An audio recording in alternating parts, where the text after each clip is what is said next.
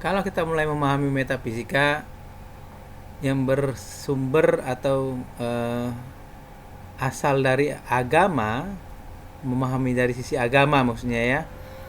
Di sini aja kita udah mulai menemukan pemahaman yang secara mudah sehari-hari sebenarnya udah kita laluin gitu. Apa misalnya? Dalam agama Islam ada mengenal ruh, ada mengenal nyawa, ada mengenal makhluk halus lainnya seperti syaitan, malaikat. Nah, itu kan sesuatu yang tak nampak tapi dia ada gitu. Dalam ajaran agama Nasrani, kita dikenalkan juga ada namanya Roh Kudus, ada namanya hari kebangkitan, malaikat. Nah, hampir sama juga kan? Seperti itu juga. Dalam agama Buddha ataupun Hindu, dikenal adanya reinkarnasi. Animisme segala macam pun mengenal adanya roh baik, roh jahat, ada dewa. Nah, seperti itu. Itu jadi sebenarnya membuktikan bahwasanya adanya agama maupun kepercayaan semua mengenal adanya metafisika. Seperti itu. Ya, ada yang ingin kita diskusikan sampai di sini?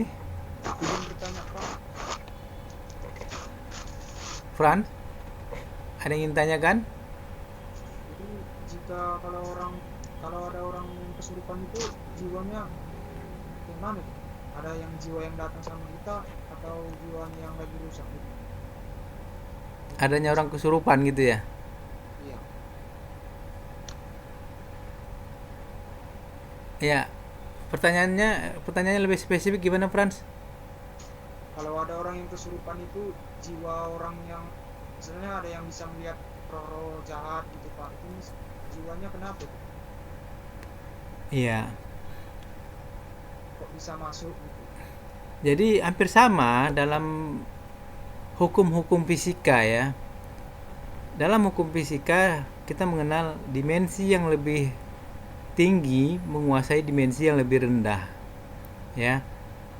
Dalam kasus kesurupan itu kan yang bisa kita pahamin ruh dari orang yang kemasukan atau kesurupan itu dikuasai oleh ruh atau makhluk lain yang lebih tinggi dimensinya gitu.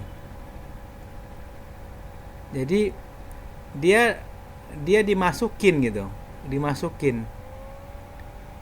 Jadi yang perlu kita ketahui secara metafisika adalah tentang hukumnya. Apa yang berlaku dalam hukum fisika sebenarnya berlaku juga di hukum metafisika.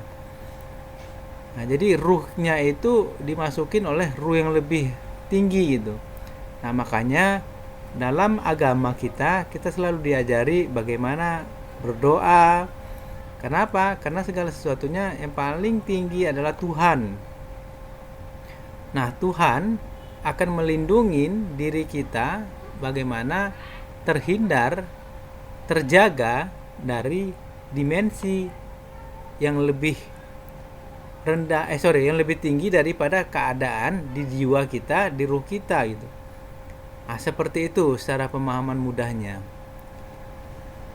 Jadi kalah dia, kalah ruh yang ada di tubuh manusia tersebut yang itu dikuasai oleh ruh lainnya atau makhluk lainnya. Seperti itu. Bagaimana mau mengalahkan yang lebih tinggi lagi? Kembali kepada Tuhan atau kepada roh kudus atau roh suci lainnya. Nah, seperti itu. Jadi itulah yang membuat kita jadi terjaga sehingga kita tidak sampai kepada mengalami kesurupan atau kemasukan ruh-ruh lainnya. Seperti itu.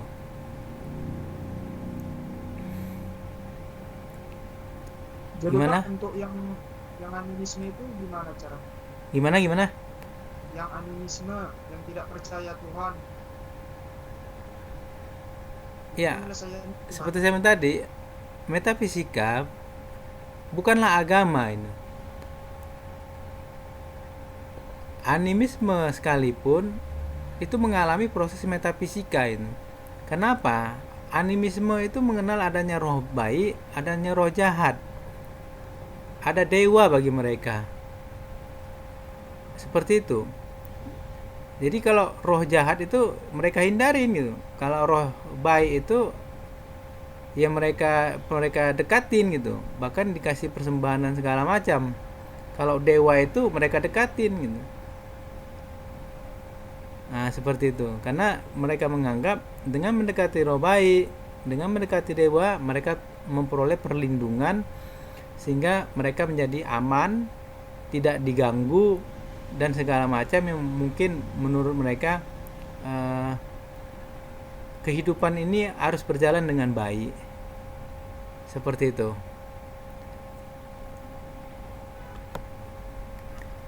Oke, Franz? Siapa? Kasih Pak. Iya.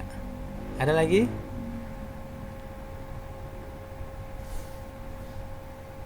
Pak, izin bertanya Pak. Berarti kalau animisme sama ateis sama Pak? Animisme dengan ateis ya. Oke, ya pemahaman awam lah ya. Kalau ateis ini kan istilah zaman populer sekarang gitu. Orang nggak mau mengakui agama gitu, atau dia nggak mau beragama ini. Itu kan istilah zaman sekarang ini. Tapi kalau melihat zaman lampau, orang yang mengakui agama itu sebenarnya animisme. Tapi animisme ini masih ada memandang segala sesuatunya bagaimana dia memperoleh perlindungan karena dia belum modern gitu. Hidupnya belum modern. Masih di zaman lampau lah, primitif pun bahkan kita anggap ya. Nah, itu aja ininya. Tapi esensinya sebenarnya sama. Dia nggak mau mengakui adanya Tuhan, tapi dia mengakui ada kehidupan lain. Seperti itu. Tapi kalau mau lebih mendefinisikan, apakah berbeda animisme dengan dengan ateis tadi? Ya pasti berbeda gitu. Kalau dengan animisme seperti saya bilang tadi, dia masih ada menganggap ada unsur lain dalam kehidupan dia yang memberi pengaruh gitu. Bukan hanya materi atau materialitas. Sedangkan kalau ateis, dia menganggap segala sesuatu yang tidak materi itu tidak ada itu. Nah, itu aja kalau mau di pemahaman lebih mendalam tentang pengertiannya. Oke? Ekal, cukup? Iya. Ada lagi? Silakan. Jadi masih banyak ya contoh dalam kehidupan ini yang masuk lingkup metafisika dan itu memberi pengaruh kehidupan manusia di dunia ini. Inilah yang dicontohkan para wali-wali, para nabi ya, pendeta, itu juga besar ya memberi pengaruh bagaimana mengkaitkan antara agama dengan metafisika. Di dalam agama ada unsur metafisika. Nah, ini sebagai orang-orang yang mampu membuktikan tentang adanya metafisika itu sendiri. Seperti itu.